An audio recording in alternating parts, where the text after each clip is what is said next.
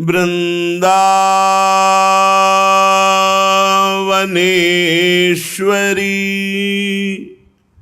तवैव पदारविंदम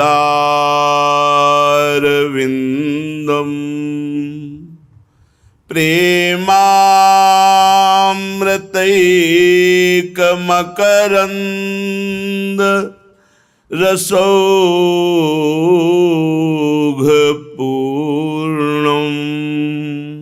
हृद्यर्पितं मधुपते स्मरतापमुग्रम् निर्वापयत् परम शीतलमाश्रयामि परम शीतलमाश्रयामि।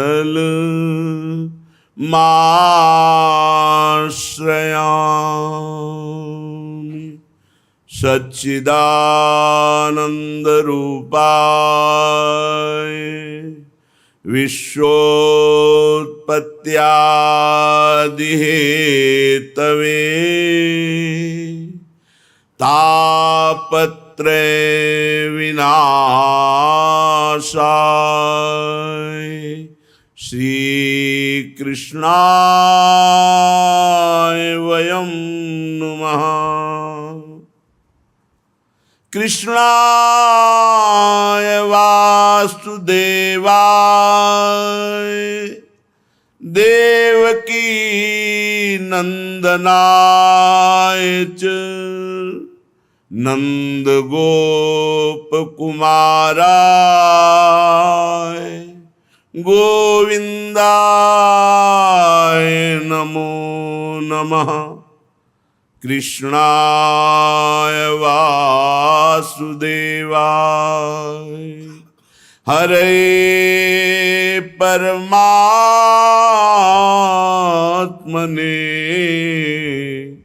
प्रणत क्लेशनाशाय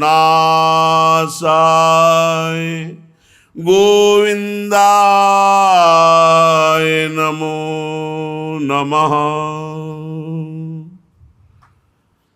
जाहि देखि चाहत नहीं कछु देखन मन मोर। जाहि देखि चाहत नहीं कछु देखन मन मोर। बसो सदा मोरे द्रगनी मेरे प्यारे नंद किशोर। तनु मनु सब में लिपटे रहो। हे प्रीतम, मेरे तन में, मेरे मन में, मेरी इंद्रियों में आप ही केवल समाये रहें। आपको देखने के बाद और कुछ देखने की चाह नहीं रह जाती, आपको पाने के बाद और कुछ पाने की चाह नहीं रह जाती। हे प्रीतम, आप कृपा करो, मेरे नेत्र गोचर हो, मेरे मन में समा जाओ, मेरे तन में समा जाओ। आपके सिवा हमारा अस्तित्व न रहे। हम हर वर्ष अपने प्राण प्यारे आराध्य देव का प्राकट्य उत्सव मनाते हैं। आज करुणानिधान सर्वलोक महेश्वर भगवान परमात्मा परब्रह्म श्री कृष्णचंद्र जी यह करुणा करके समस्त जीवों को परमानंद प्रदान करने के लिए ही प्रकट हुए। और ये प्राकट्य उत्सव सार्थक तभी हो जब हमारे हृदय में प्रकट हो, मेरे मन में, मेरे प्राणों में, एक एक श्वास में, एक एक नस नाड़ी कृष्ण कृष्ण कृष्ण भगवत स्वरूप हो जाए, हमारे हृदय में प्रभु का अवतार हो, हमारे हृदय में भय प्रगट कृपाला दीन दयाला, तो हमारी जितनी आसुरी प्रवृत्तियां हैं, राक्षसी प्रवृत्तियां हैं, राक्षसी प्रवृत्ति उसे ही कहते हैं स्वसुख वांछा, दूसरों से वस्तु व्यक्ति स्थान से जो सुख भोगने की लालसा है उसे आसुरी प्रवृत्ति कहते हैं। अपने आसु माने प्राण, प्राणों के पोषण के लिए, इंद्रियों के सुख भोगने के लिए जो हमारी वृत्ति है उसे आसुरी प्रवृत्ति कहते हैं। और भगवान का प्रादुर्भाव आसुरी प्रवृत्ति को जड़ मूल से नष्ट कर देता है। हमेशा भगवत चरणारविंद का आश्रय लेकर प्रार्थना करें कि भगवान हमारे हृदय में प्रकट हो और हृदय की समस्त आसुरी वृत्तियों का नाश होकर भगवदाकार वृत्ति हो। यही हमारे जीवन का परम लक्ष्य है। भगवान जो ऐश्वर्यस्य समग्रस्य धर्मस्य यशसः श्रियः ज्ञान वैराग्ययोश्चैव शरणाम भग इति रणा। ज्ञान शक्ति बलैश्वर्य वीर तेजांश शेषतः भगवत शब्द वाच्यानि बिना हेर गुणादिभि। भगवान जिनमें 6 भग ऐश्वर्य विराजमान है, समग्र ऐश्वर्य, समग्र धर्म, समग्र यश, समग्र श्री, समस्त ज्ञान और समग्र वैराग्य, उसे भगवान कहते हैं। जिसमें अथाह समुद्र ऐश्वर्य, अथाह समुद्र धर्म, अथाह समुद्र यश, वेद नेति नेति यश गान करते हुए कह रहे हैं। भगवान शेष जी अनंत काल से यश गा रहे हैं पर था नहीं पाए। श्री अगाध लक्ष्मी संपन्न, अगाध ज्ञान, अगाध वैराग्य, वो भगवान है। क्या ज्ञान शक्ति बल ऐश्वर्य वीर तेज, ये क्या भगवान किसी असुर के लिए अवतार लें मारने के लिए? ये तो बात समझ में नहीं आई। भ्रकुटी विलास सृष्टि लय होई, ऐसे भगवान 10 20 50 100 200 असुरों को मारने के लिए आपको आना पड़े। एक पार्षद हैं सुदर्शन जी, उनको आदेश कर दें तो पलक झपकते पूरे विश्व को भस्म कर दें। भगवान श्री हरि के एक पार्षद हैं सुदर्शन जी।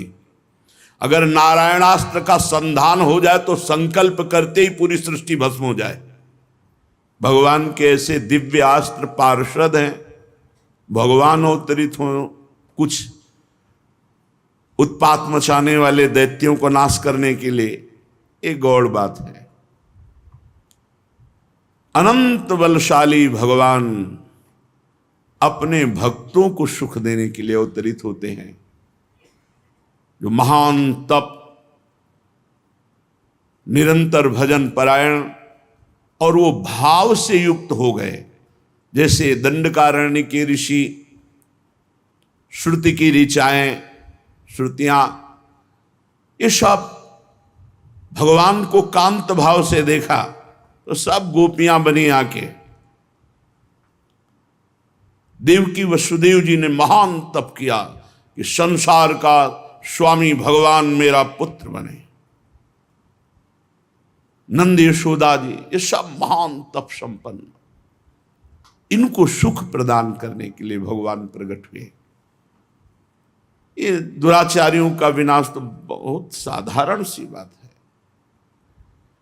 यम भगवान के हाथ में जो काल दंड है, यम पास है, इतना ही काफी विश्व विनाश के लिए। कालदंड का प्रयोग कर दें, कोई ऐसा नहीं जो नष्ट ना हो जाए।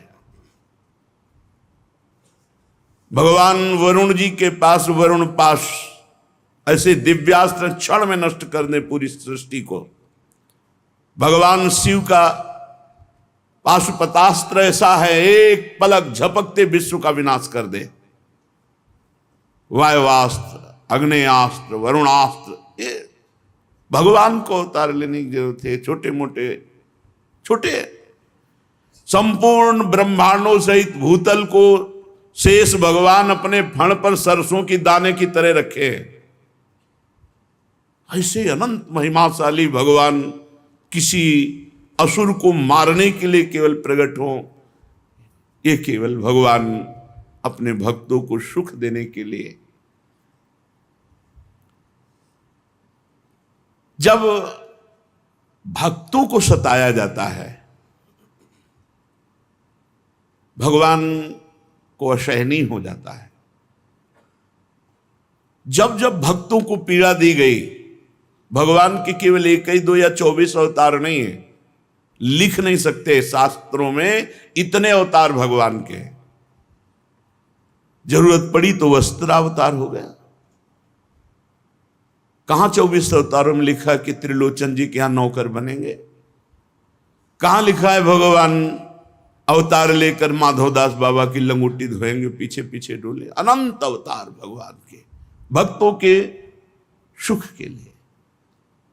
जब कोई भक्तों को पीड़ा पहुंचाता है तो श्री भगवान के लिए ऐसा नहीं हो जाता है, और भगवान लीला पूर्वक अवतरित होते हो। हम उनकी लीला गायन करके अपने समस्त पापों का नाश करके भगवत प्राप्ति करते हैं। भगवान की प्राप्ति में समर्थ हैं भगवान की लीलाएं। श्री सुखदेव जी कहते हैं कि उस समय की बात है जब लाखों राक्षसों ने, असुरों ने, दैत्यों ने राजाओं का रूप धारण करके पृथ्वी में आतंक मचा रखा था। अहंकार से भरे हुए, बल से भरे हुए पृथ्वी को आक्रांत कर रखा था। आक्रांत पृथ्वी त्राण पाने के लिए रो रही थी। ये मां पृथ्वी जड़ नहीं है, ये चैतन्य है,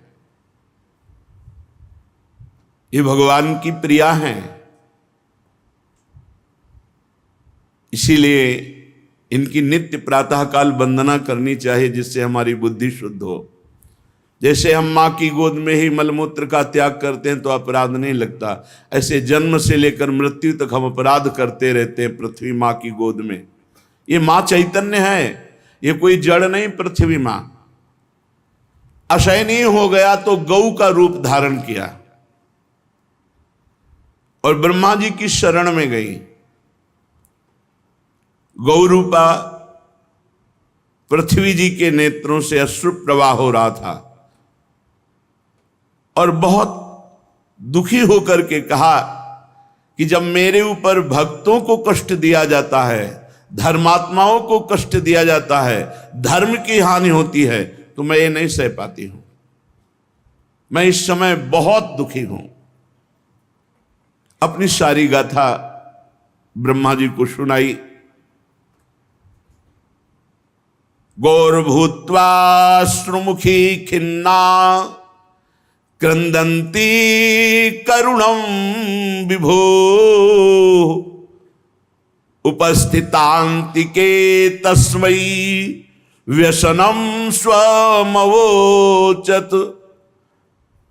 सारी बात जब बताई तो ब्रह्मा जी ने भगवान शंकर का ध्यान किया और अन्य समस्त लोकपाल, देवराजेंद्र, इन सबको बुलाया। तत्काल सब उपस्थित हुए। पृथ्वी को साथ लेकर ब्रह्मा जी, महादेव, समस्त लोकपाल, देवराजेंद्र आदि समस्त देवता क्षीर समुद्र के तट पर जो सबके आराध्य देव हैं, क्योंकि दूसरा कोई ऐसा है ही नहीं जो संपूर्ण पृथ्वी के कष्ट को मिटा सके। सबने प्रार्थना की। तत्र गत्वा जगन्नाथम देवदेवं वृषा कपिं पुरुषं पुरुष सूक्तेन उपतस्थे समाहितः। हे देवताओं के भी आराध्य देव, हे समस्त भक्तों की अभिलाषाओं को पूर्ण करने वाले, अपने शरणागतों के क्लेशों का नाश करने वाले प्रभु, आप हमारे स्वामी हो और समस्त लोकपाल देवता ब्रह्मा जी, भगवान शिव, इंद्र आदि पुरुष सूक्त का स्तवन किया। जो वैदिक सिद्धांत को जानने वाले वो जानते पुरुष सूक्त किसे कहते हैं, जिनका श्लोक है सहस्त्र शीर्षा पुरुषा सहस्राक्षा सहस्रपात सभूमिग्वं सर्वतस्प्रत्वातिष्ठदशांगुलम पुरुषये वेदग्वं, ऐसे पूरा पुरुष सूक्त गान किया। पुरुष सूक्त गान करने के पश्चात ब्रह्मा जी को समाधि लग गई। समाधि में आकाशवाणी हुई। जो सुना वो ब्रह्मा जी ने कहा तुम लोग मेरे द्वारा सुनो और अविलंब उसका पालन करो। पृथ्वी, भगवान सर्वांतर्यामी, तुम्हारे कष्ट का पूर्ण उनको पहले से ही पता है। वे ईश्वरों के ईश्वर हैं। सा याव दुर्व्या धर्मीश्वरेश्वर, वो पृथ्वी का भार हरण करने के लिए यदुकुल में जन्म लेंगे, ऐसा आदेश हुआ है। इस बार स्वयं पुरुषोत्तम समस्त अवतारों के अवतारी भगवान पधार रहे हैं और उनकी प्रियतमा की सेवा के लिए समस्त दैवी शक्तियां जन्म ग्रहण करें। वासुदेव कलानंतः सहस्रवदन स्वराट अग्रतो भविता देवो हरे प्रिय चिकीर्षया। स्वयं भगवान पधार रहे हैं, साथ में भगवान की अनंत महिमा से युक्त शेष जी भी पधार रहे हैं, जो बड़े भाई के रूप में अवतार ग्रहण करेंगे। और वसुदेव गृहे साक्षात भगवान पुरुषा परः जनिष्यते तत्प्रियार्थम संभवन्तु सुरस्त्रिया। देवांगनाएं दैवी शक्तियां अवतार लें उनकी प्रिया की सेवा के लिए। इस बार स्वयं परब्रह्म परमात्मा सबके अवतारी भगवान वसुदेव गृहे साक्षात भगवान पुरुषा परा, साक्षात स्वयं पुरुषोत्तम भगवान पधार रहे हैं। विष्णु और माया भगवती यया सम्मोहितम जगत आदिष्टा प्रभुणांसेन कार्यार्थे संभविष्यति। भगवान की वो ईश्वरशालिनी माया जिसने सारे जगत को मोहित कर रखा है, भगवान की आज्ञा से भगवान के लीला कार्य को संपन्न करने के लिए वो भी अवतार ग्रहण कर रही है।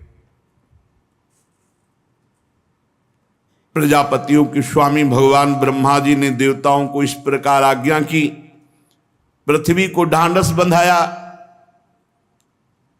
सब भगवान को नमस्कार करके अपने अपने धाम को आ गए। ये उस समय की बात है जब यदुवंशी राजा शूरसेन माथुर मंडल शूरसेन मंडल का मथुरापुरी में रह करके शासन करते थे। ये मथुरा समस्त यदुवंशी नरपतियों की राजधानी थी। मथुरा में सदैव भगवान की उपस्थिति पाई गई है। मथुरा भगवान यत्र नित्यम सन्निहितो हरि। हमारी वाणी जी में मथुरा नित्य कृष्ण को वास, निष्दिन श्याम न छाणत पास, ताव सकल लीला कही। मथुरापुरी में भगवान श्री हरि, मथुरा भगवान यत्र नित्यम सन्निहितो हरि, निरंतर भगवान की उपस्थिति पाई जाती है। मथुरा में सूर्य के पुत्र वसुदेव जी का विवाह देवकी जी के साथ हुआ। ये उस समय की बात है जब नवविवाहिता पत्नी देवकी को रथ पर विराजमान करके वसुदेव जी ले जा रहे थे। कंस बड़ा बलवान, स्वभाव में धूर्तता, वसुदेव जी से कहा मैं रथ हाँकूंगा, मेरी बहन है, और रथ के घोड़ों की लगाम पकड़ ली, स्वयं रथ हाँकने लगा। सैकड़ों सोने के बने हुए रथ चल रहे थे साथ में। देवकी के पिता थे देवक, अपनी पुत्री पर उनका बड़ा प्रेम था। देवकी जी को विदा करते समय उन्होंने स्वर्ण के हारों से अलंकृत 400 हाथी, 15,000 घोड़े, 1800 रथ और सुंदर सुंदर वस्त्राभूषणों से विभूषित 200 सुकुमारी दासियां दी। विदाई का समय वर वधू के मंगल के लिए एक साथ शंख, तुरही, मृदंग, दुंदुभियां, जय जयकार, रथ चल पड़ा। जिस समय घोड़ों की लगाम पकड़कर कंस रथ हाँक रहा था, उसी समय स्पष्ट आकाशवाणी हुई, अरे मूर्ख, जिसको तू रथ में बैठाल कर लिए जा रहा है, उसकी 8वें गर्भ की संतान तुझे मार डालेगी। वैसे ही धूर्तता थी, आसुरी प्रवृत्ति। पथि प्रग्रहिणम कंस माभास्याः शरीरवाक्, अस्यास्त्वामष्टमो गर्भो हंतायाम वहसे बुध। ऐ मूर्ख, जिसे तू बड़े प्यार से रथ में बैठाल कर ले जा रहा है, उसकी 8वीं संतान तुझे मार डालेगी। इत्युक्ता सा खलः पापी भोजानाम कुलपांशनः। पापी स्वभाव, दुष्टता की सीमा नहीं रही। भोजवंश का कलंक। आकाशवाणी सुनते ही कूद पड़ा रथ से, तलवार खींच ली और बाल पकड़े देवकी के, मारने को उद्यत हो गया, गला काटने को। क्रूर तो था ही, पापी स्वभाव तो निर्लज्ज। ये देखकर दौड़ पड़े महात्मा वसुदेव जी और हाथ पकड़ लिया। वसुदेव जी ने कहा, राजकुमार राजकुमार, ये आपके लिए उचित नहीं है। श्लाघनीय गुणः सूरैर भवान भोज यशस्करः, सा कथम भगनीम हन्यात स्त्री मुद्वाह पर्वणि। अरे आप तो महाबलवान हैं, आप भोजवंश के होनहार वंशधर हैं, अपनी कुल कीर्ति को बढ़ाने वाले हैं, बड़े बड़े वीरों की सभा में आपका गुणगान होता है, ये निंदनीय कार्य आपको शोभा नहीं देता। पहले तो बहन, दूसरे स्त्री, तीसरे अभी अभी विवाह हुआ, आप कैसे मार सकते हैं? बीरबल वसुदेव जी बड़े ज्ञानी महात्मा हैं। ऐसी स्थिति में साम दाम दंड भेद जैसे भी बचे, प्राणों को बचाना चाहिए। विनय कर रहे हैं, यद्यपि अंदर से बहुत बुरा लग रहा है कि ऐसे पापी पुरुष की विनय करना, पर इस समय बचाना है देवकी जी को। कहा, वीरवर आपके द्वारा यह उचित नहीं। और एक बात हम आपको बता दें, मृत्युर्जन्म वताम वीर देहेन सा जायते, अद्यवाब्द सतांते व मृत्युर्वै प्राणिनाम ध्रुवा। आज हो या 100 वर्ष के बाद हो, मृत्यु जन्म लेते ही पीछे पड़ जाती है और उसका नाश निश्चित करती है। जब शरीर का अंत ही हो जाना है तो पाप कर्म क्यों करे? शरीर को छोड़ना ही पड़ेगा, कोई भी हो मरेगा ही, विवश होकर मरना पड़ेगा। महाराज, जैसे चलते समय मनुष्य को अगला पैर जमाने के लिए पीछा उठाना ही पड़ता है, ऐसे जैसे जोंक अगले तिनकों को पकड़कर पीछे को छोड़ती है, ऐसे ही प्रतिक्षण शरीर नाश हो रहा है, अवस्था बदलती चली जा रही, अपने को दिखाई नहीं दे रहा। ऐसे ही एक शरीर को छोड़कर दूसरे शरीर को जाता है। महाराज, जैसे कोई पुरुष जागृत अवस्था में राजा के ऐश्वर्य को देखकर, इंद्रादि के ऐश्वर्य को सुनकर अभिलाषा करने लगता है और चिंतन करते करते उसी कल्पना में खो जाता है, और कभी स्वप्न में अपने को राजा या इंद्र देखता है, अपनी दरिद्रावस्था के शरीर को भूल जाता है। महाराज, फिर जगह तो स्वप्न का जो इंद्र और राजा बना था वो भी झूठा। जागृत में स्थूल शरीर की जो सत्ता है, स्वप्न में वो झूठा, और जब जागृत हुआ तो स्वप्न झूठा लगा। महाराज, ये जीव कर्मकृत कामना और कामनाकृत कर्म के वश होकर बार बार जन्म, बार बार मरण को प्राप्त होता है। ये जीव का मन अनेक विकारों का पुंज है। शरीर के अंत समय में पूरे जीवन जो किया जाता है वही छा जाता है, और वही अगला जन्म बनता है, वही प्रारब्ध कर्म बन करके फिर भोगना पड़ता है। महाराज, ये शरीर मैं हूं ऐसा मान करके बड़े बड़े पाप करते हैं लोग, फिर उनको जन्म, फिर मरण, ये दुख भोगना पड़ता है। इसलिए महाराज, अपना कल्याण चाहने वाले को किसी से द्रोह नहीं करना चाहिए, किसी को सताना नहीं चाहिए। जीव कर्म के अधीन है, वही होगा जो होना है। जो यहां मनमानी आचरण करेगा तो यहां भयभीत रहेगा, मारा जाएगा और दुर्गति प्राप्त करेगा नरक में, फिर नारकी योनियों की प्राप्ति होगी। कंस, तुम महावीर हो, तुम्हें शोभा नहीं देता।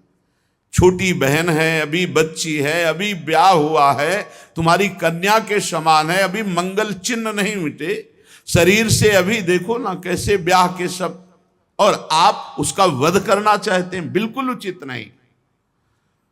वसुदेव जी प्रशंसादि शाम नीति, भय आदि भेद नीति, कंस को बहुत समझाया, पर वो क्रूर तो राक्षसों का अनुयायी हो रहा था, उसने बाल नहीं छोड़ा। वसुदेव जी ने देखा अब किसी भी तरह मृत्यु को टालना चाहिए। बुद्धिमान पुरुष जहां तक बने, बल और बुद्धि का प्रयोग करके किसी भी तरह से पहले मृत्यु को टालना चाहिए। प्रयत्न करने पर असफल रहे तो कोई दोष नहीं, पर प्रयत्न करना चाहिए। किसी की भी अगर ऐसा दिखाई दे रहा है तो हम उसकी जान बचावें, हमारी मनुष्यता का पहला धर्म है। इसलिए इस मृत्यु रूप कंस को पुत्र दे देने की प्रतिज्ञा करूं और मैं देवकी को बचा लूं।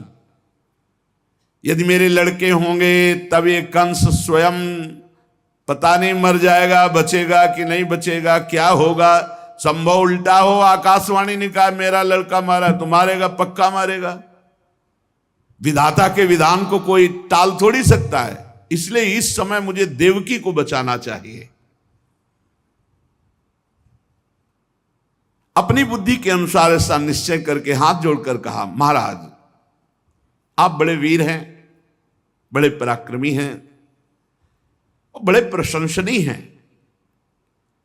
यद्यपि वसुदेव जी के हृदय में बिल्कुल पीड़ा हो रही थी कि ऐसे नीच की प्रशंसा नहीं करनी चाहिए, ये बड़ा क्रूर निर्लज्ज है और मुझे इसकी प्रशंसा करनी पड़ रही बनावटी शब्दों से। क्योंकि शाम नीति कहती है किसी के प्राण बचाना है तो उस समय दाम नीति, धन दे करके, भय दिखाकर, भेद दिखाकर किसी तरह प्राणों की रक्षा करनी चाहिए। अंदर हृदय जल रहा है पर मुख से बनावटी हंसी हंसते हुए कहा, आपको देवकी से तो कोई भय है नहीं।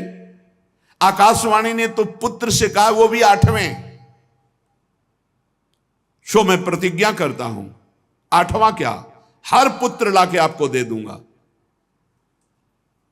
परीक्षित, कंस जानता था वसुदेव जी प्राण दे सकते हैं पर वचन झूठे नहीं। वसुदेव जी सत्य वचन बोलते हैं, वो अपने प्राण दे सकते हैं पर अपने वचन झूठे नहीं कर सकते। और उसने भी विचार किया कि युक्ति संगत बात है, हमारे मृत्यु का कारण आठवीं संतान ना कि देव की। अब उसने केस छोड़ दिया। वसुदेव जी बहुत प्रसन्न हुए, बार बार उसकी प्रशंसा की और घर चले आए। देवकी जी बड़ी सतीश आदमी थी, समस्त दैवी शक्तियां देवकी जी में वास कर रही थी। समय आने पर देवकी जी के गर्भ से एक एक पुत्र प्रकट हुआ, एक एक वर्ष के अंतराय में। पहले पुत्र का नाम था कीर्तिमान। एक एक कदम पे बड़ा कष्ट हो रहा था कंस की तरफ ले जाते हुए कीर्तिमान पुत्र को, क्योंकि पता था जाते ही मार देगा।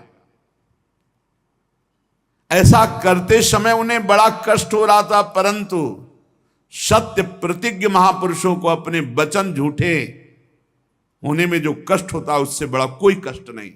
इसलिए अपने वचनों की रक्षा के लिए सत्य संध पुरुष बड़े से बड़ा कष्ट सह लेता है। जाकर कंस के सामने कीर्तिमान को रख, ये प्रथम पुत्र।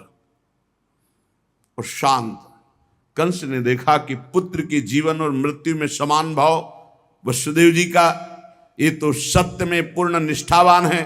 बहुत प्रसन्न हुआ और हंसकर बोला, वसुदेव जी ये नन्हे नन्हे सुकुमार है, क्या मुझे मारेंगे। आकाशवाणी ने तो कहा था देवकी के 8वें गर्भ से जो संतान उत्पन्न होगी वही मेरी मृत्यु का कारण होगी। मुझे प्रथम से 7 तक से कोई मतलब नहीं, 8वीं लौट करके तो चले पर प्रसन्नता नहीं थी कि दुष्ट है, पता नहीं कब किस समय इसकी बुद्धि बदल जाए। बालक को लौटकर वापस लाए। इधर भगवान देवर्षि नारद जी पहुंच गए और कहा, कंस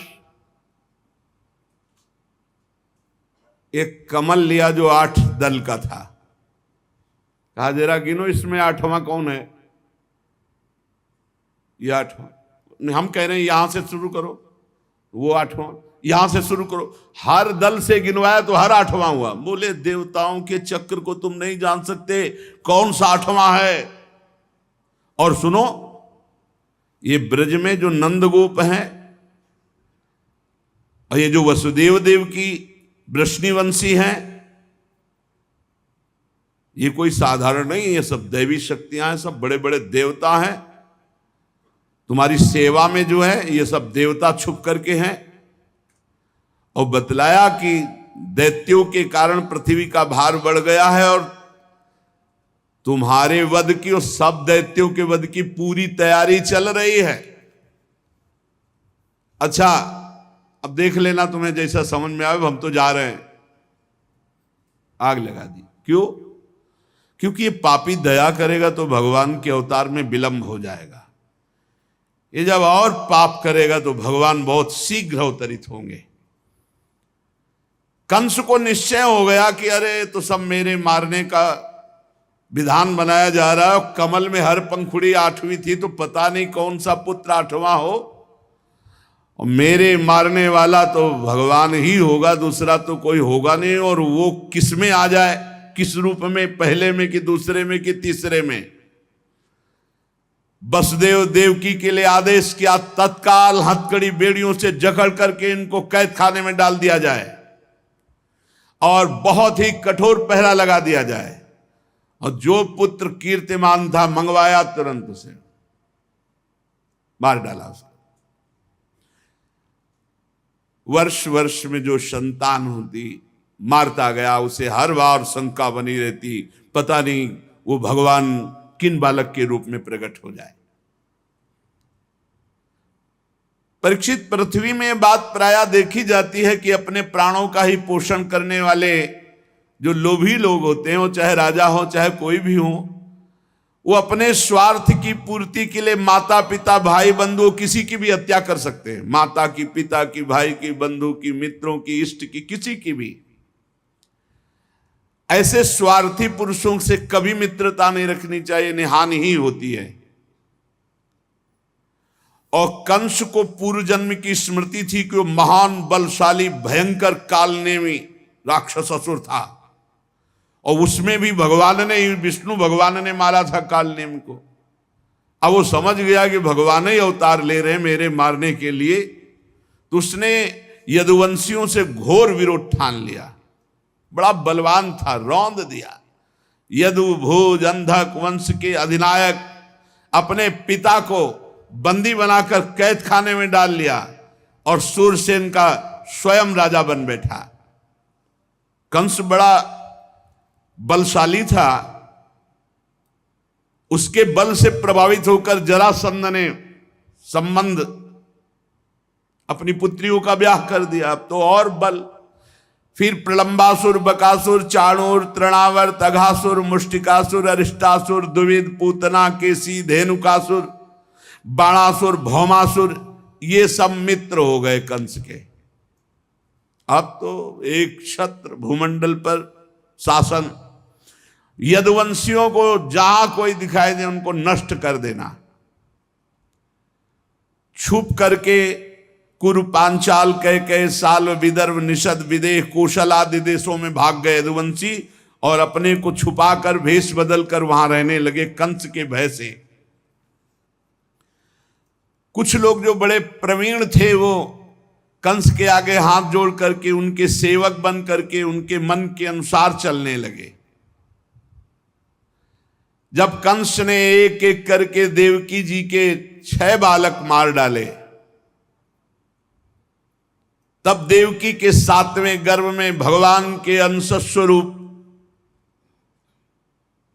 अनंत महिमा, अनंत बलशाली भगवान शेष जी पधारे देवकी जी के गर्भ में। रामावतार में थोड़ी दिक्कत महसूस हुई लक्ष्मण जी को।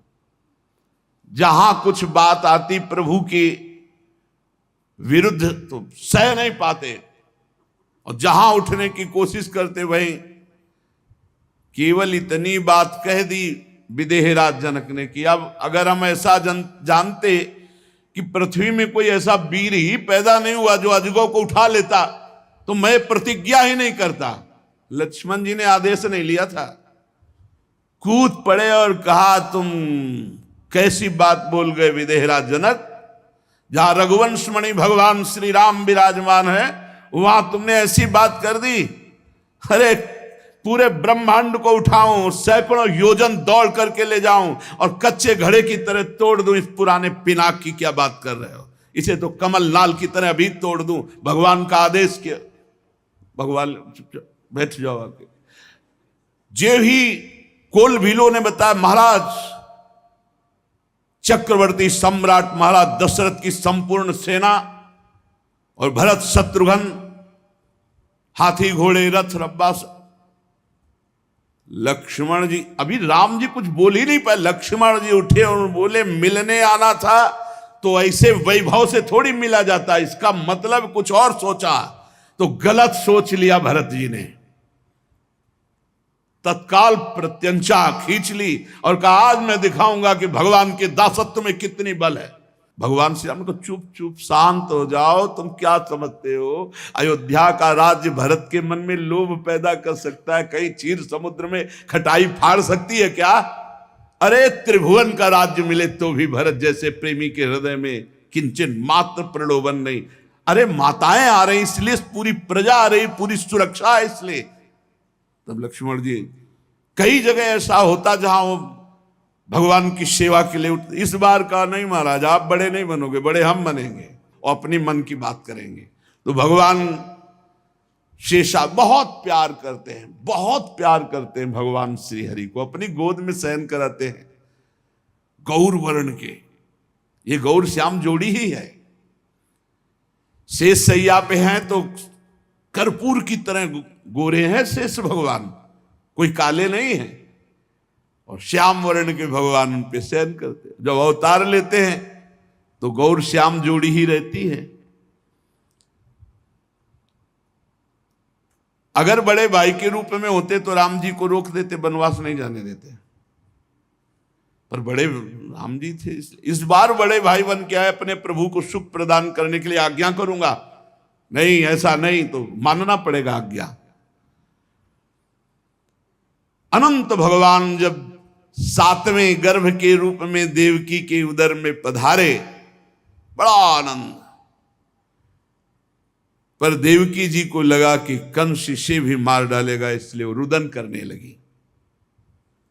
विश्वात्मा भगवान ने देखा कि माता को बहुत दुख है और यदुवंशियों को कंस सताए ही जा रहा है, तो अपनी योग माया का स्मरण किया और योग माया को आदेश किया, देवी कल्याणी, तुम ब्रज में जाओ, वह प्रदेश ग्वालों और गौओं से सुशोभित है। वहां नंद बाबा के गोकुल में वसुदेव जी की पत्नी रोहिणी गुप्त रूप से निवास कर रही। उनकी और भी पत्नियां कंस के डर से गुप्त स्थानों में रह रही। इस समय मेरा महान अंश, जिसे अनंत शेष जी कहते हैं, देवकी के उदर में गर्भ रूप से विराजमान है। तुम जाओ वहां से उस गर्भ को रोहिणी के उदर में रखो। मैं स्वयं आ रहा हूं, अब विलंब सा नहीं जा रहा, अब विलंब नहीं सहा जा रहा। 7वां जो गर्भ है वो रोहिणी के गर्भ में, और मैं अब स्वयं आ रहा हूं। अब मैं समस्त ज्ञान बल आदि अंशों के साथ देवकी का पुत्र बनूंगा, और नंद बाबा की पत्नी यशोदा के गर्भ से तुम प्रकट हो। योग माया को आदेश किया, तुम समस्त कामनाओं को पूर्ण करने में समर्थ और वरदान देने में समर्थ होगी। मनुष्य तुम्हें अपनी समस्त अभिलाषाओं की पूर्ण करने वाली जानकर धूप दीप नैवेद्य अन्य प्रकार की सामग्रियों से तुम्हारी पूजा करेंगे। पृथ्वी में तुम्हारे नाम होंगे, दुर्गा, भद्रकाली, विजया, वैष्णवी, कुमुदा, चंडिका, कृष्णा, माधवी, कन्या, माया, नारायणी, ईशानी, शारदा, अंबिका, इन बहुत नामों से तुम पुकारी जाओगी। कुमुदा, चंडिका, कृष्णा, माधवी, कन्यकेति च, माया, नारायणी, ईशानी, शारदेत्यंबिकेति च। और देवकी के गर्भ में से खींचे जाने के कारण शेष जी को संकर्षण नाम से पुकारा जाएगा। लोक रंजन करने के कारण राम, और बलवानों में महान बलशाली होने के कारण बलराम कहे जाएंगे, बलभद्र कहे जाएंगे। जब भगवान ने इस प्रकार आदेश किया, जो आज्ञा, ऐसा भगवान की शक्ति योग माया भगवान की आज्ञा सिरोधार्य करके भगवान की परिक्रमा की, और जैसा भगवान ने कहा था वैसा ही किया। जब योग माया ने देवकी का गर्भ ले जाकर रोहिणी के उदर में रख दिया, तब समस्त द्वारपाल और सब जगह खबर पहुंच गई, गर्भ नष्ट हो गया देवकी। किसी को आंतरिक पता तो है नहीं। नगरवासी बहुत कि बेचारी के 6 तो मार डाले गए और 7वां गर्भ नष्ट हो गया। हाय, कितना कष्ट देवकी को है। भगवान अपि विश्वात्मा भक्तानाम अभयंकरः। यद्यपि भगवान विश्वात्मा है, सर्वत्र है, पर भक्तों को अभय करने के लिए भगवान प्रकट होते हैं। भक्तानाम अभयंकरः। भगवान को कहीं आना जाना थोड़ी है, वो तो विश्वात्मा है। सब जगह कोई कण ऐसा नहीं जो वो ही ना बने हों। वसुदेव जी के मन में अपनी समस्त सामर्थ्य और कलाओं के साथ प्रकट हो गए। वसुदेव जी का तेज सूर्य के समान प्रकाशित, लोगों की आंखें चौंधिया जाती वसुदेव जी को देखने में। बल, वाणी, प्रभाव से कोई वसुदेव जी को दबा नहीं सकता था। देवकी जी ने उस अंश को धारण किया भगवान सारे जगत के निवास स्थान हैं। सा देव की सर्व जगन निवास निवास भूता नितराम नरेजे भोजेन्द्र गेहे शिखे वरुद्धा सरस्वती ज्ञान खले यथा सती। देवकी जी भगवान का निवास स्थान बन गई, वैसे सारे जगत के निवास स्थान भगवान हैं। परंतु जैसे घड़े में दीपक बंद कर दिया जाए तो प्रकाश नहीं होता, जैसे ज्ञान खल की श्रेष्ठ विद्या का प्रकाश नहीं होता, ऐसे कारागार में देवकी की शोभा भी बंद थी, हथकड़ी बेड़ियों से जकड़े हुए। देखो हम भक्ति करते हैं, थोड़ी सी भी कष्ट वृत्ति आती है भगवान पर हमारी, बोले श्रद्धा डगमगा रही। अरे देखो स्वयं इतने महान तप की परब्रह्म परमात्मा पुत्र बनने पर कैसी परिस्थिति है, हथकड़ी बेड़ी से जकड़े हुए हर पुत्र मारा गया, घोर राक्षसी स्वभाव का, कड़ा पहरा, कहीं कोई मिल नहीं सकता, कहीं कोई सुविधा नहीं। जे ही कंस को सूचना कि अब की बार तेजस्वी गर्भ है, बहुत तेज है देवकी के चेहरे पर, शीघ्र से शीघ्र मुझे क्या करना चाहिए। कंस घबरा गया, 8वां गर्भ। अब भगवान जिनके गर्भ में, उनका चिंतन करने से ही बुद्धि पवित्र हो जाएगी। ये देखो, जब ब्याह के समय मारने के लिए उद्यत हो गया था, अब तो 8वां गर्भ है, तो उसका देवकी को मारना तो ठीक नहीं होगा। मैं वीर पुरुष हूं, स्त्री को मारना कलंक है। ठीक निर्णय निकल रहा है बुद्धि से। क्यों? क्योंकि अब जिस देवकी का चिंतन कर रहे हैं, उनके गर्भ में ज्ञान समुद्र भगवान विराजमान है। मैं अपने पराक्रम को कलंकित नहीं करूंगा, देवकी को नहीं मारूंगा। एक तो ये मेरी बहन है, फिर स्त्री है, और फिर तीसरी गर्भवती। जो स्त्री को या गर्भवती को, तो उसकी आयु, कीर्ति, लक्ष्मी, बुद्धि सब भ्रष्ट हो जाती, सब नष्ट हो जाती। वो जीवित मुर्दे के समान हो जाता है जो स्त्री के साथ क्रूरता का व्यवहार करता है। उसे मृत्यु के बाद नरक के लोग भी उसे घृणा की दृष्टि से देखते हैं। वो देहाभिमानियों के घोर भोग जहां बड़े कष्टमय होते हैं, उन नरकों को जाता है। यद्यपि कंस ऐसी बुद्धि वाला नहीं था, पर आज वो इस क्रूरता से निवृत्त हो गया। जो विवाह के मंगल चिन्हों को धारण करने वाली देवकी जी का गला काटने को उद्यत था, आज विचारवान इसीलिए है क्योंकि जिन देवकी का चिंतन कर रहा है, वो देवकी जी के गर्भ में सर्वलोक महेश्वर भगवान विराजमान हैं, जो कर तुम अकर तुम अन्यथा कर तुम है। अब कंस बड़ा व्याकुल रहने लगा। पहरेदारों का कड़ा शासन, रात दिन, किसी का आना नहीं, किसी का जाना नहीं, कोई व्यवस्था नहीं, रात दिन कड़ा पहरा। और कंस रात दिन उठते बैठते चलते फिरते बस यही कि कान में आवाज आने वाली है कि जन्म हो गया। जहां आंख पड़ती लगता भगवान आ गए। कोई आता महाराज एकदम कांप जाता, मानो सूचना ही देने वाले, एकदम भयभीत होकर भगवान के चिंत। बड़े भाग्यशाली हैं जिनका भय से ही सही भगवान में चित्त जुड़ा है। आसीनः शं विसंस्तिष्ठन् भुंजानः पर्यटन महीं चिंतयानो हृषीकेश मपश्यत् तन्मयम् जगत। कितनी ऊंची स्थिति कंस की हो गई। आसीना, बैठा है, खाता पीता सोता जागता चलता फिरता हर समय श्री हरि, कुछ खड़कता श्री हरि। बोले चिंतयानो हृषीकेश मपश्यत् तन्मयम् जगत। ऐसा गाढ़ चिंतन भगवान का क्यों, जिधर देखता भगवान नजर आते। अब जो ही भगवान शंकर ब्रह्मादि बड़े बड़े लोकपालों ने देखा ईश्वर कोटि के कि भगवान पधारे देवकी जी के गर्भ में, तो सब कंस के कैद खाने में आए। नारद आदि और भी बड़े ब्रह्म ऋषि सब भगवान की स्तुति कर रहे हैं।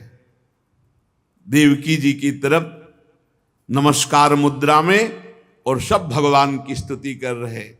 सत्यव्रतम सत्य परम त्रिसत्यम सत्यस्य योनिम निहितम च सत्ये सत्यस्य सत्यमृत सत्य नेत्रम सत्यात्मकम त्वाम शरणम प्रपन्नाः। हे प्रभु, आप सत्य संकल्प हैं, सत्य ही आपकी प्राप्ति का श्रेष्ठ साधन है। सृष्टि के पूर्व और प्रलय के पश्चात संसार की स्थिति के समय इन असत्य अवस्थाओं में भी आप सत्य हैं। हे प्रभु, आप सत्य हैं, आपकी प्राप्ति का श्रेष्ठ साधन सत्य है, और रचना, पालन और संहार इन असत्य स्थितियों में भी आप सत्य हैं।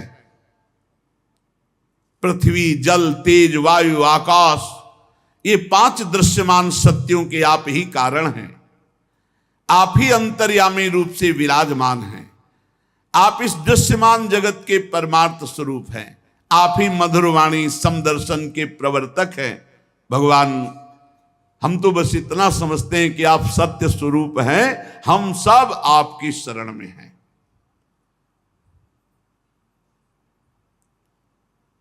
कुछ बिरले लोग ही हैं जो आपके इस सत्य स्वरूप में अपना चित्त एकाग्रता पूर्वक लगा पाते हैं।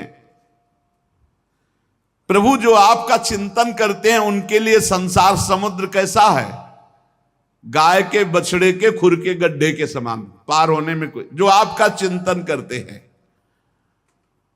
आज तक के जितने भी संत महात्मा हुए हैं, सब आपके चिंतन प्रभाव से, आपके चरणों के आश्रय से ही इस संसार समुद्र से पार हुए हैं।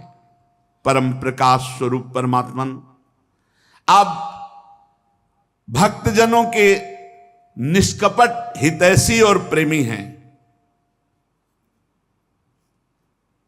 प्रभु, आपका बड़ा अनुग्रह है हम सबके ऊपर। बड़ी विस्तृत स्तुति की समस्त ब्रह्मा, भगवान शंकर, लोकपाल देवताओं और ब्रह्म ऋषियों ने। और देवकी जी को संबोधित करके कहा, माता जी, ये बड़े सौभाग्य की बात है कि आपकी कोख से सबका कल्याण करने के लिए स्वयं परब्रह्म परमात्मा भगवान पुरुषोत्तम अपने ज्ञान बल आदि अंशों के साथ पधार रहे हैं। डरिएगा मत, आप कंस से बिल्कुल मत डरिएगा। अब ये कुछ दिन का मेहमान है, भगवान यदुवंश की रक्षा करने के लिए प्रकट हो रहे हैं। ब्रह्मादि देवताओं ने इस प्रकार भगवान की स्तुति की और सब देवकी जी को प्रणाम करके अपने अपने धाम को गए। परीक्षित, अब समस्त शुभ गुणों से युक्त बहुत सुहावना समय आया।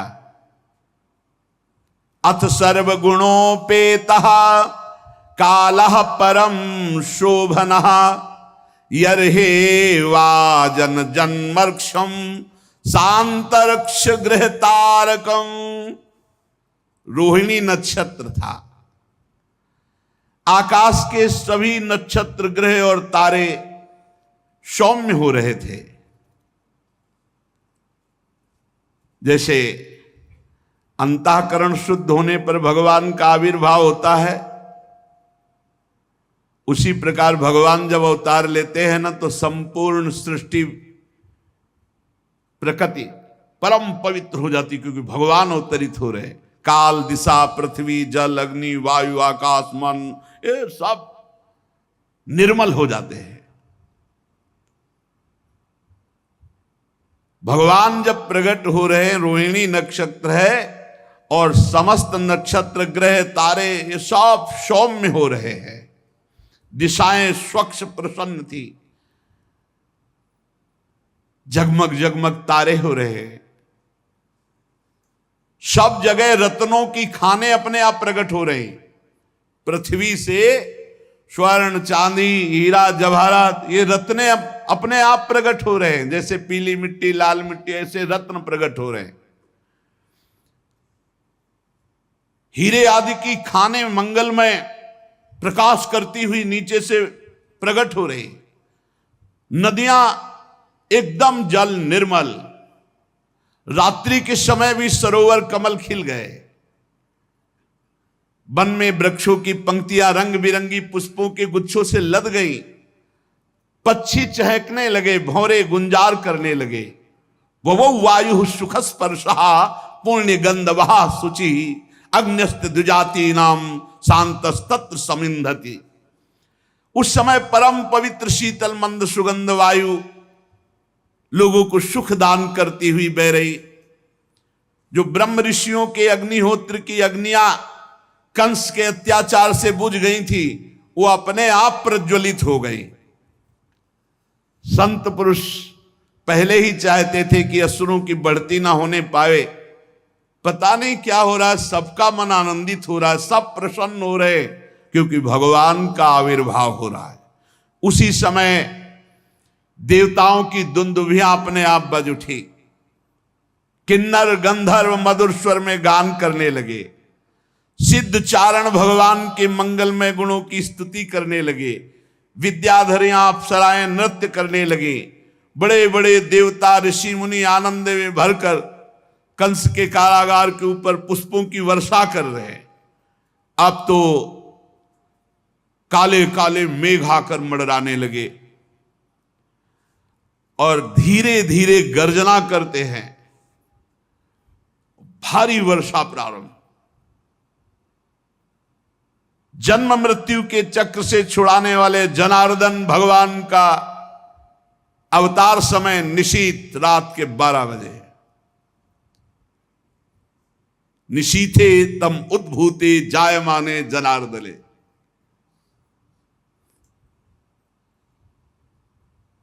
भगवान स्थूल सूक्ष्म कारण तीनों से परे तुरीय, और जिसको साक्षात दर्शन दे देते हर समय तुरीय अवस्था में रहता है। निशीत रात के 12 बजे भगवान प्रकट हो रहे। चारों ओर बादलों ने, अभी जो तारे चमक रहे थे, सौम्य थे, शांत थे, तब अंधकार छा गया। जब भगवान के प्रकट होने का समय हुआ, ऐसे मेघ छा गए, घोर अंधकारमयी रात्रि, गर्जना हो रही, वर्षा हो रही। उसी समय सबके हृदय में विराजमान भगवान देवरूपिणी देवकी के सामने प्रकट हुए। मानो पूर्व दिशा में 16 कलाओं से पूर्ण चंद्रमा का प्रादुर्भाव हो गया हो।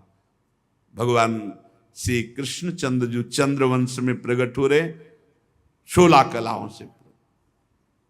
वसुदेव जी ने देखा, क्या देखा? हथकड़ी बेड़ी पास ही बैठे देवकी वसुदेव जी, कि उनके सामने नेत्र कमल के समान कोमल और विशाल नेत्र, 4 सुंदर हाथों में शंख गदा चक्र कमल, बक्षा स्थल पर श्रीवत्स का चिन्ह, तमद्भुतम बालकम अंबुजे क्षणम चतुर्भुजम शंख गदायुधायुधम श्रीवत्स लक्ष्मम गलशोभिकौस्तुभम पीतांबरम सांद्र पयोद सौभगम। आहा,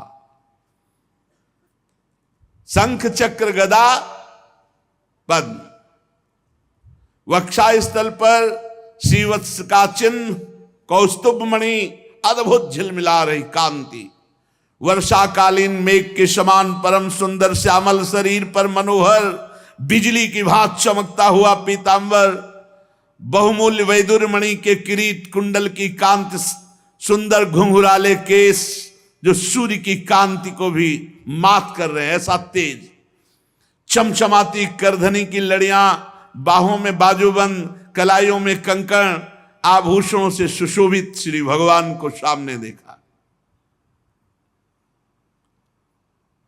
सा विस्मयोत्फुल्ल विलोचनो हरिम सुतम विलोक्य आनक दुंदुभिस्तदा।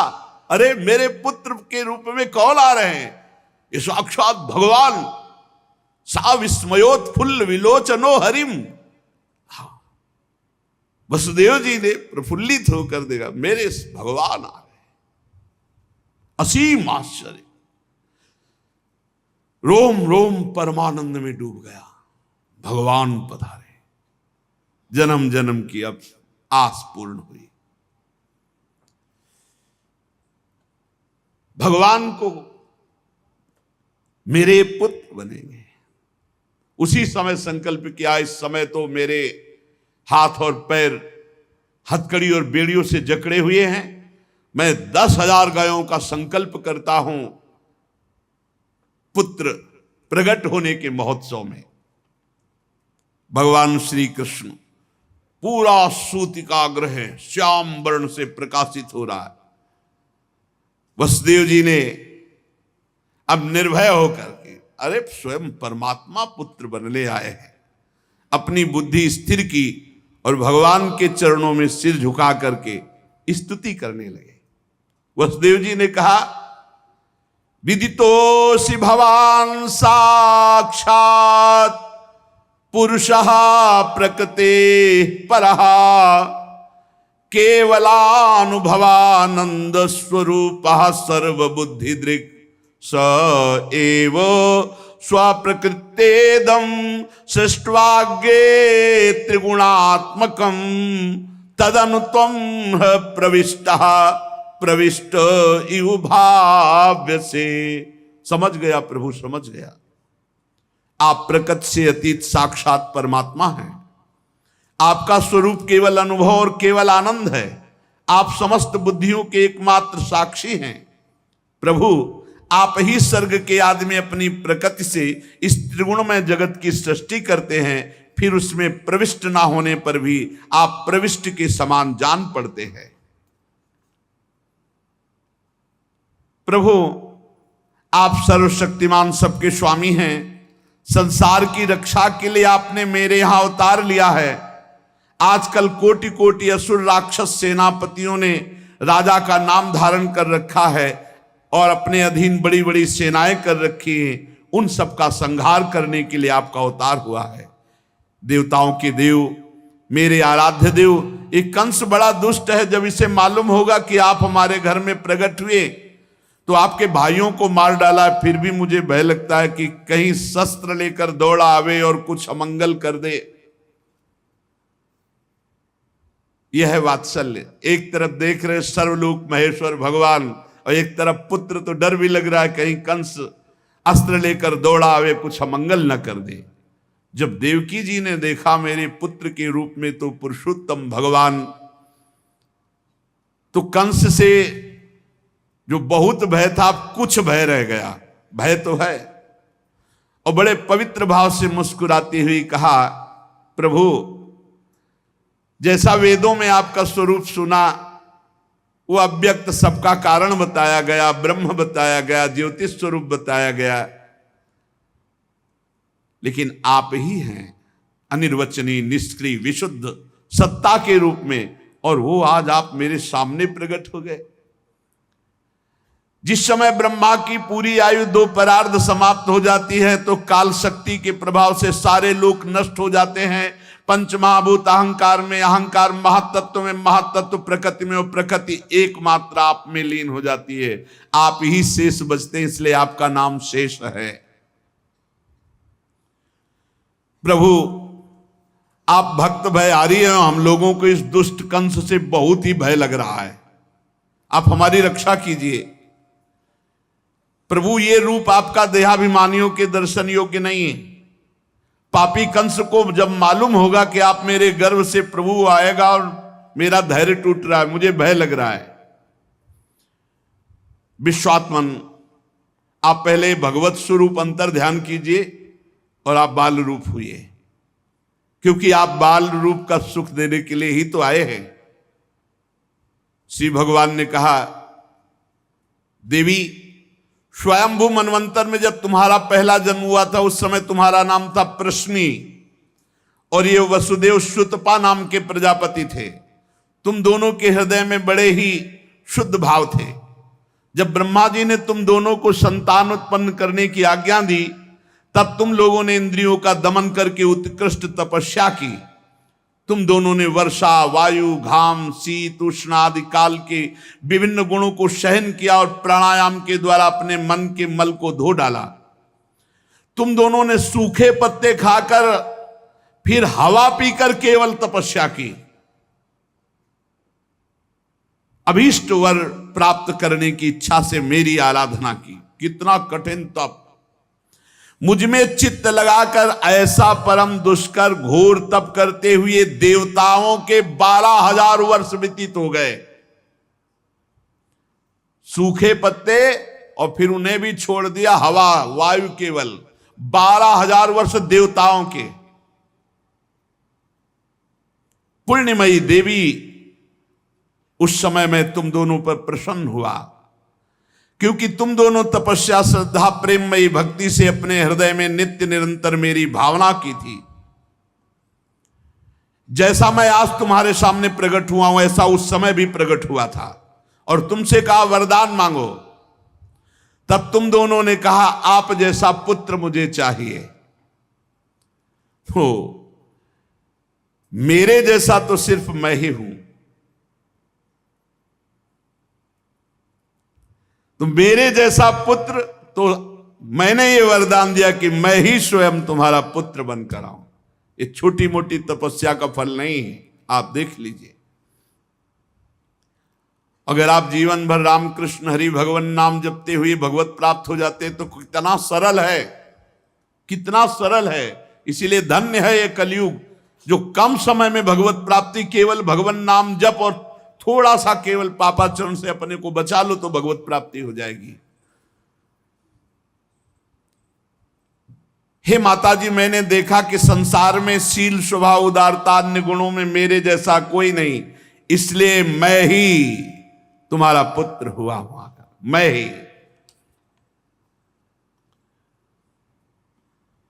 प्रश्न गर्भ से, वामन रूप से, और इस समय तुम देवकी वसुदेव हुए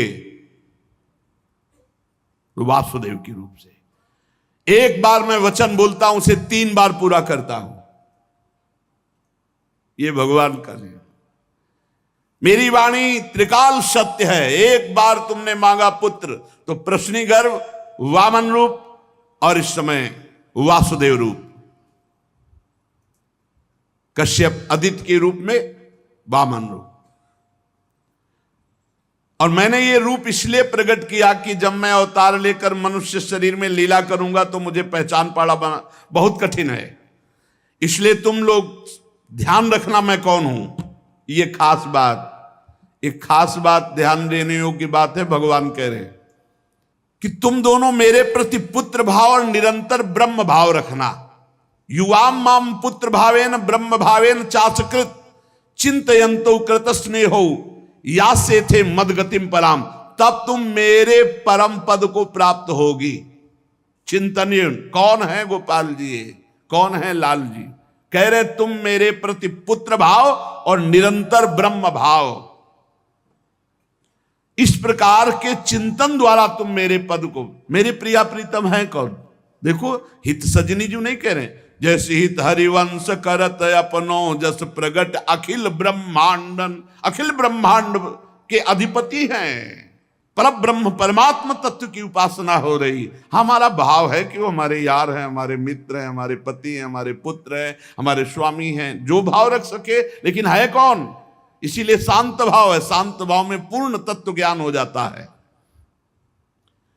भगवान इतना कहकर चुप हो गए और अपनी योग माया से देखते देखते एक छोटे शिशु के रूप में नीलमणि वसुदेव जी ने देखा कि भगवान तो बाल रूप हो गया। अब तो और डर लगा, कहीं कंस को पता चल गया और तलवार लिए हुए आवे, कुछ अमंगल करे। बहुत घबरा गए और भगवान ने कहा कि मुझे गोकुल पहुंचाओ। नंद बाबा के यहाँ सुधा मैया के पार्श्व में सुला के आओ, मुझे तुम्हें डर लग रहा है, मैं मारूंगा इसे, पर अभी मुझे पहुंचाओ वहां।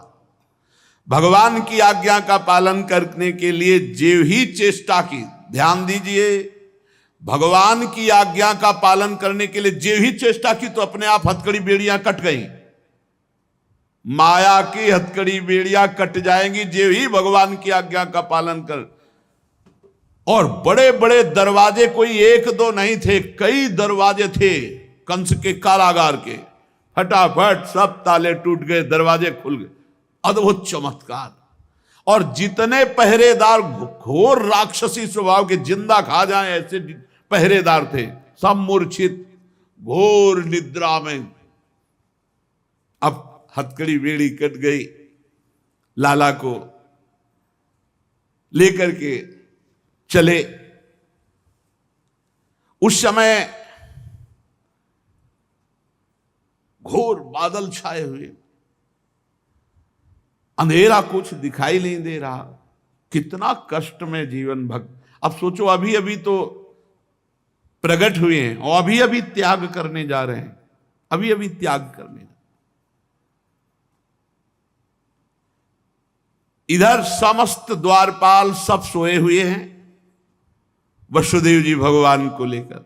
वर्षा हो रही, पीछे पीछे गुप्त रूप से शेष भगवान फण धारण के, मेरे प्रभु को बूंदे ना लगे।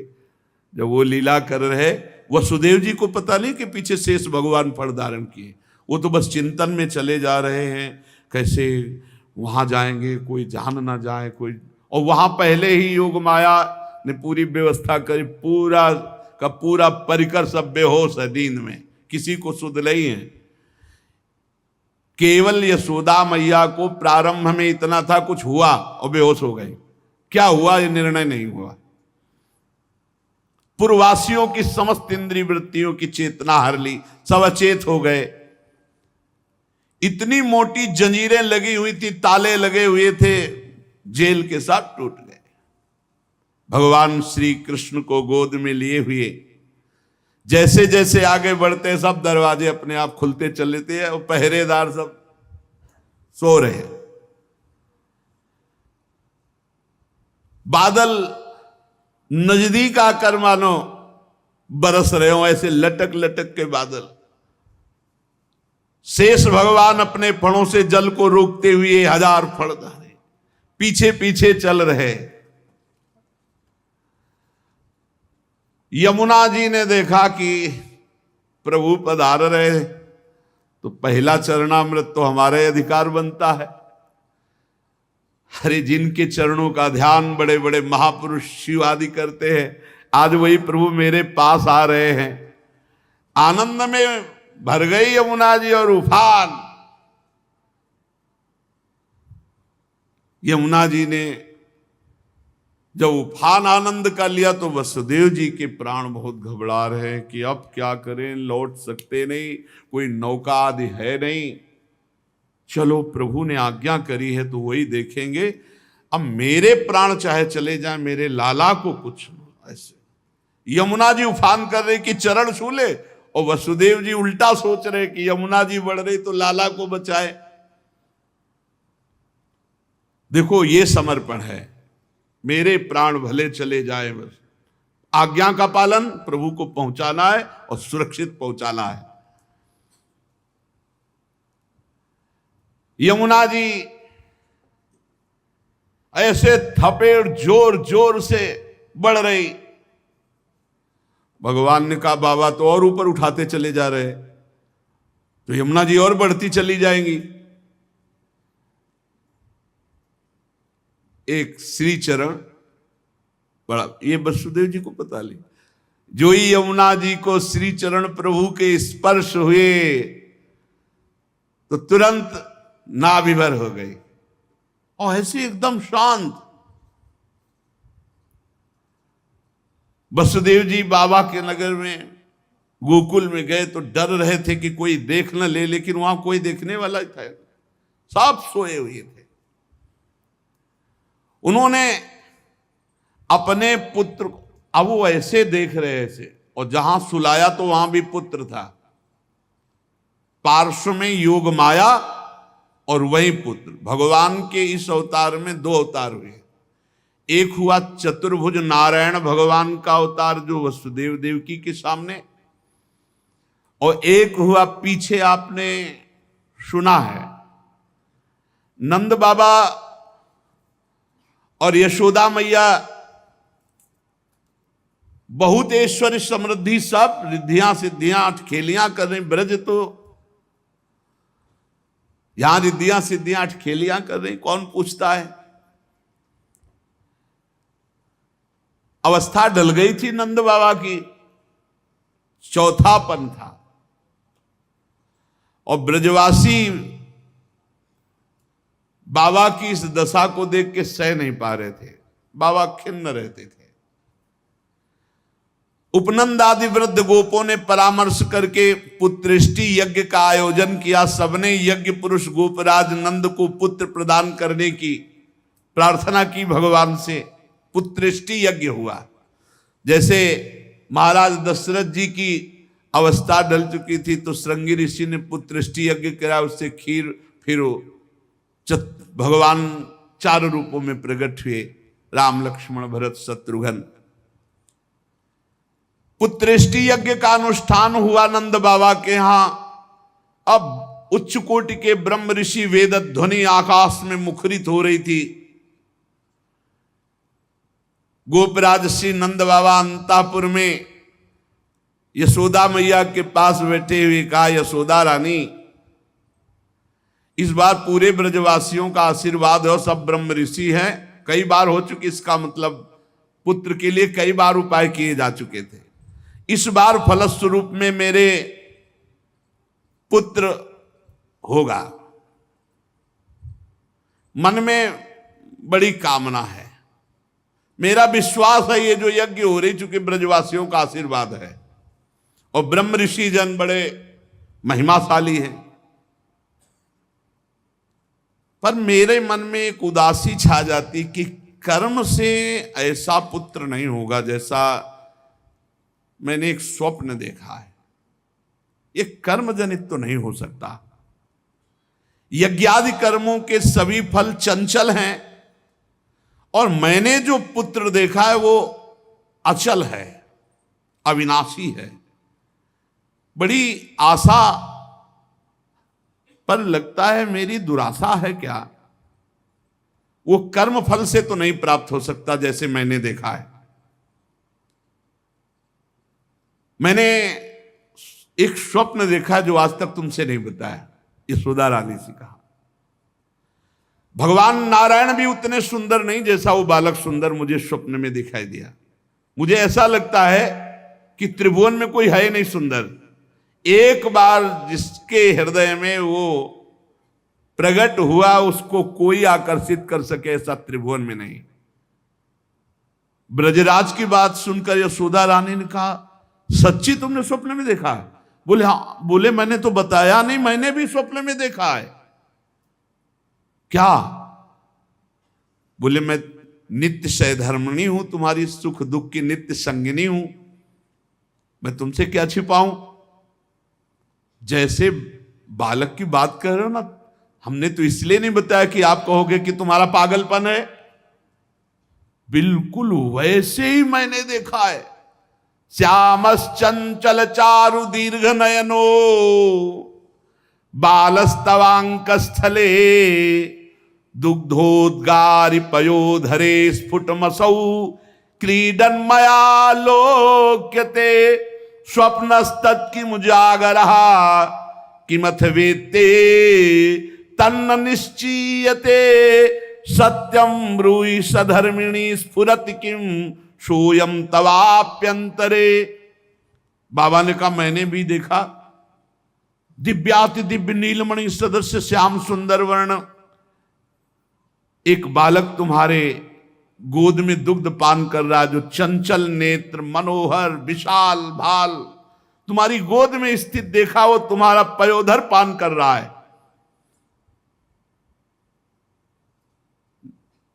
कैसे बताऊं, अब तो मेरी ये दशा है कि सोता हूं या जागता हूं मुझे कुछ पता नहीं चलता। हर समय बालक लगता है मेरी गोद में चढ़ रहा है, मेरी दाढ़ी खींच रहा है। कभी मैं देखता हूं तुम्हारी गोद में दुग्ध पान कर रहा है।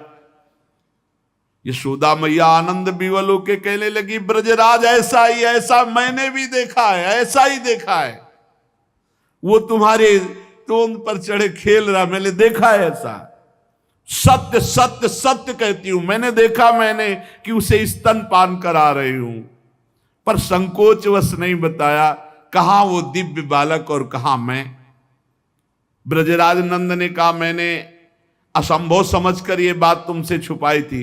यशोदा मैया ने कहा, मैंने भी, कि तुम हमारा पागलपन समझोगे। लेकिन ऐसा अगर दोनों के स्वप्न में आया तो जरूर भगवान हमारे स्वप्न को पूरा करेंगे। नारायण जिनकी हम आराधना करते हैं, नारायण सेवानिष्ठ नंद बाबा और यशोदा मैया दोनों तन मन वचन से भगवान श्री हरि की शरण में होकर के द्वादशी दिन यथाविधि व्रत करने का नियम लिया। पुत्रेष्टि यज्ञ के बाद द्वादशी व्रत की संख्या वृद्धि के साथ साथ अब वो स्वप्न में देखा हुआ जो दिव्याति दिव्य बालक है वो खुली आंखों झलकने लगा। अब तो भारी व्याकुलता बनी। व्रतानुष्ठान सर्वांग पूर्ण संपन्न हुआ तो एक दिन देखा कि स्वप्न में भगवान श्री हरि आए और मधुर वाणी में बोले, अहो मयि अभिषक्तौ भक्तौ कथम निर्विद्य खिद्दे थे योषावतसी कुसुम सुषुमः सुकुमारः कुमारः सष्ट्देवान भवतोर्भवतोः कुमारतया स्फुरति सातु सदा भवतो रेवानुगतः प्रतिकल्पम स्वभक्ति प्रवर्तनाय दिविमत प्रवर्तित द्रोण धरा रूपांश कलावतो हो तद्भूरि भाग्यम इत्यादि रीत्या ब्रह्मादलभ्य साक्षात् तत्फल साक्षात्काराय स्वयमेव पृथिव्याम भवतोर्भवतोरेव भवम लभत एव अचिरादेव रुचिरा रुचिरेशा युवयो सफलताम बलिता। यह आदेश हुआ, नंदेशोदा तुम मुझ में आसक्त और मेरे परम भक्त हो, तुम इतने खिन्न क्यों हो रहे हो? अतसी कुसुम के सदस्य श्याम सुंदर सुकुमार कुमार जो तुम्हारे स्वप्न में जागृत में अनुभूति का विषय बना हुआ है वो मैं हूं। निकुंज विलासी श्री ठाकुर जी ने कहा, जगत में वात्सल्य प्रेम का प्रचार करने के लिए मेरी प्रेरणा से द्रोण और धरा के रूप में तुम स्वर्ग से आविर्भूत हुए हो। कल्पों तपस्या की है मेरी प्राप्ति के लिए, जो ब्रह्मादि के लिए अलभ्य है। सौभाग्य है कि वो तुम्हें प्राप्त हो रहा है। उसी फल का आस्वादन करने के लिए अब तुम तैयार हो जाओ, चिंता मत करो। गोपराज मैं प्रकट होने वाला हूं। समझिए, वहां देवकी वसुदेव के यहां चतुर्भुज भगवान नारायण और यहां निकुंज विलासी श्री ठाकुर जी। श्री यशोदा जी बहुत आनंदित रहने लगी। तो एक दिन समस्त ब्रजवासियों ने देखा कि एक अर्धवृद्धा तपस्विनी स्नातक ब्राह्मण बालक को लिए गोपराज नंद की सभा में पधारी। इतनी तपस्विनी तेजस्विनी सब ब्रजवासी खड़े हो गए और आसन देकर प्रणाम करके पूछा, देवी आप कौन हो? आज तक तो आपको देखा नहीं। आपको देखने पे लगता है साक्षात भगवान की योग माया शक्ति हो। ये बालक कौन है? नारद मुनि जैसा दिखाई देता है। आप परम हम ब्रजवासियों का कल्याण करने के लिए पधारी हो। गोपराज के सभासदों की बात सुनकर तपस्विनी ने मुस्कुराकर कहा, मेरा नाम पौर्णमासी है। मैं महान तपस्विनी और दैवज्ञा हूं। तीनों काल का मुझे ज्ञान है। और ये जो बालक है तुमने कहा नारद जी जैसा, इसका नाम मधुमंगल है। ये बालक स्नातक है, इसका दर्शन करके नारद जी का स्मरण होना उचित ही है। ये संपूर्ण वृत्ति नारद जी वाली ही रखता है। तपस्विनी की बात सुनकर गोपराज सभा के सदस्यों ने हाथ जोड़कर पूछा, देवी हम आपकी सेवा करने योग्य बिल्कुल ही नहीं है, इस पर भी आपने हम लोगों पर महती कृपा की। मेरी कुछ समझ में नहीं आ रहा कि आप यहां क्यों पधारी। तो उन्होंने कहा, तुम लोगों को पता नहीं, एक अनिर्वचनीय महासौभाग्य उपस्थित होने वाला है, इसलिए मैं यहां आई हूं। सबके पूछने पर पौर्णमासी ने बताया, तुम लोगों के प्राणाधिक प्रीतम गोपराज नंद के यहां एक पुत्र होने वाला है जो अखिल जगत को आनंद सिंधु में निमग्न कर देने वाला होगा। पौर्णमासी की बात सुनकर सभी परमानंद में उल्लसित पुलकित गदगद वाणी से कहने लगे, देवी आपके शुभागमन से हमारा ये ब्रज जो है महान तीर्थ हो गया। आपके लिए कृष्णांतिके यमुना जी के समीप हम एक पर्णशाला कुटी बना देते हैं। ये बात जब पौर्णमासी जी ने सुना तो उन्होंने कहा, ठीक ठीक, कृष्णांतिके अर्थात कृष्ण के समीप, ठीक तुम्हारी बात निकल गई। जो बालक होगा उसका नाम कृष्ण होगा। तस्मिन् जातवदि निर्दानवता पृथिव्याम भविष्यति तदीय गुणे सदानवता सगुणता विद्यादि प्रबंधे तत्संबंधे तो निर्गुणता सकिंचनता विषय संपत्तौ तद भक्तौ तो निष्किंचनता इत्यादिकम विरुद्धाय मानमपि सर्वैरनुरुद्धम करिष्यते। नंद नंदन के रूप में स्वयं प्रभु पधार रहे। पौर्णमासी देवी कालिंदी तट के समीप पर्णशाला में भगवान के दर्शन की अभिलाषा से निवास करने लगी। पौर्णमासी देवी देवर्षि नारद जी की शिष्या और श्री कृष्ण के आगे जो गुरु बनेंगे संदीपनी जी, उनकी माता हैं। ये संदीपनी मुनि की माता हैं ये पौर्णमासी देवी।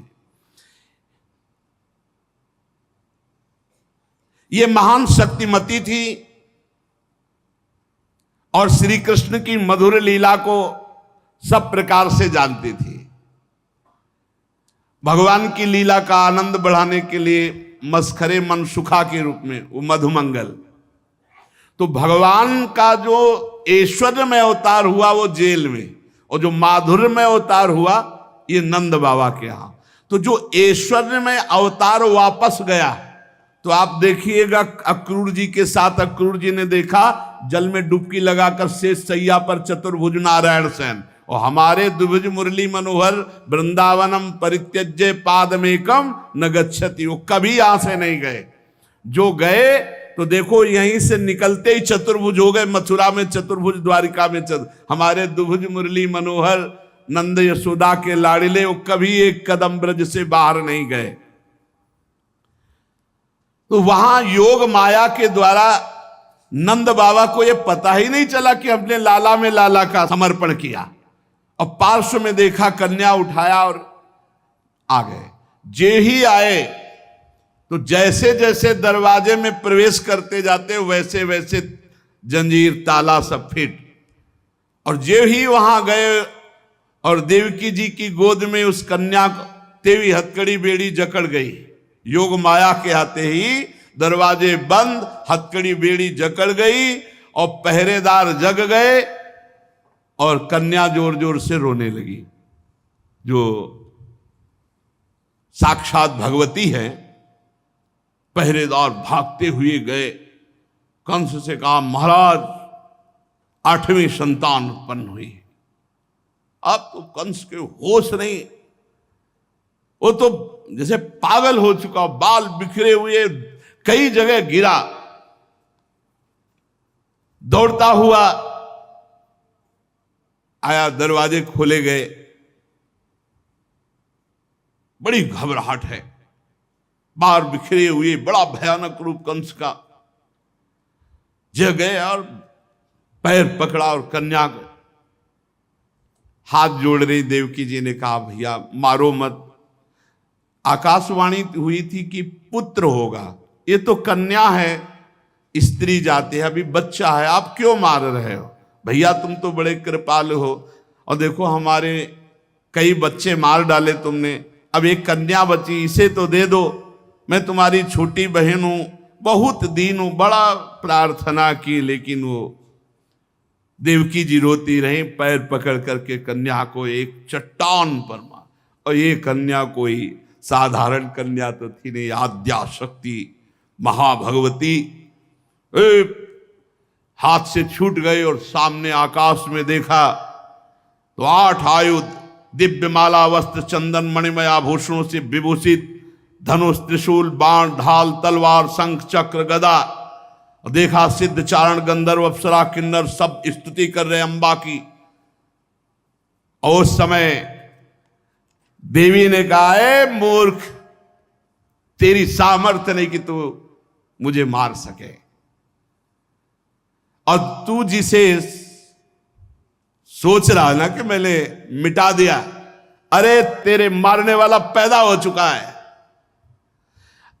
निर्दोष की हत्या करने वाले, अब तू बच नहीं सकता, कहीं भी भाग के जा, तेरे मारने वाला पैदा। अब कंस के दिमाग में आया कि संतान तो 8वीं पुत्र होनी थी, पैदा हो चुका, ये आकाशवाणी झूठ कैसे बोल सकती? तो पैदा तो देवकी के यहां ही होना चाहिए।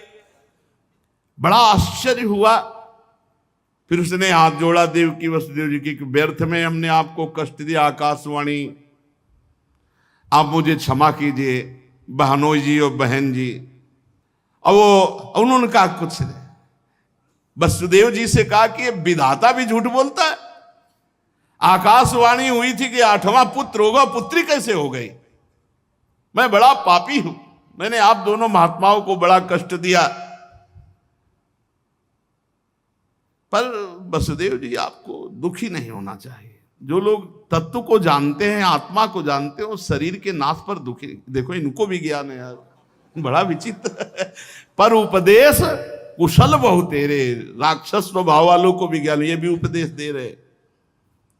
वसुदेव जी ये शरीर को जो आत्मा मान बैठते हैं, इसी उल्टी बुद्धि के कारण ये एक दूसरे से बैर और राग द्वेष कर लेते हैं, जन्म मृत्यु को प्राप्त होते हैं। यद्यपि मैंने तुम्हारे पुत्रों को मारा, फिर भी ज्ञान के द्वारा देखो कौन किसको मारता है।